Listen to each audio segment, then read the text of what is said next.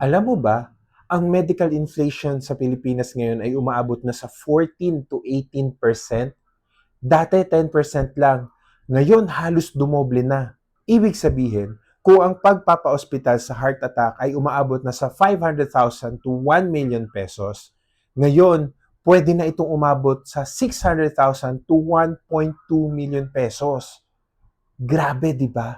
Kaya ang PhilHealth, minsan hindi na sapat at kahit ang investment mo at ang retirement savings na pinag-ipunan mo, maaaring maubos lamang sa loob ng 2 linggo. Kaya may bagong medical solutions ang AIA. Hindi lang simpleng insurance, medical protection talaga.